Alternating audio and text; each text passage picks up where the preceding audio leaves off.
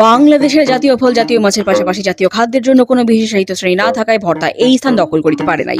অথচ বাঙালির আজন্ম লালিত আচরণ যেমন কিলাকিলি গুতাগুতি ঘুষাঘুষি কেবল এই খাদ্য প্রস্তুতকালেই প্রকাশ পায়। আসিয়া গেল বাংলায় নতুন সাল, নতুন বছর 1432।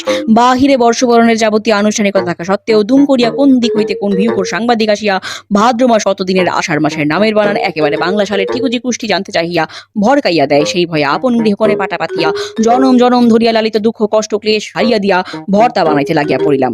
সুন্দরী ভ্লগার ভগিনীদের মতন অ্যাস্থেটিকনেস মারাইতে গিয়া দেখিলাম চুরি মূলত এক প্রকার জঞ্জাল। ইহাতে ভর্তার স্বাদ বাড়ে না, ভর্তার স্বাদ বাড়ে ঝালে মশলায়। তাই হাড়ি ভর্তি ঝাল মশলা, পেঁয়াজ রসুন আদা সহযোগে পটল এবং টাকি মাছ সিদ্ধ করিয়া পাটায় ফেলিয়া ডলা দিলাম।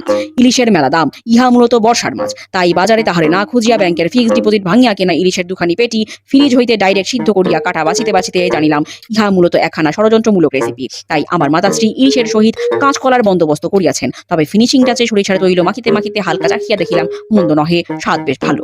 তাহার পর পাশের বাড়ির টক্সিক আত্মীয়ের কথা স্মরণ করিয়া সেদ্ধ মুরগি টমেটো ও ঝাল মশলা সহযোগে মনের সকল ঝাল মিটাইয়া চটকাইতে চটকাইতে ভর্তা করিয়া ফেলিতে ফেলিতে মাঝখানে আপনার অর্ধপূর্ণ এমবিশন তাহারা যেমন থেতলাইয়া দেয় তেমন করিয়া আদা গুলিরে ভর্তার সাথে মিশাইতে হইবে। সরিষার তৈলে পেঁয়াজ ভাজিয়া নিজের ভাজা ভাজা ভবিষ্যতের কথা স্মরণ করিয়া ধনিয়া পাতা সহযোগে স্পেশাল গুটা দিতে হইবে।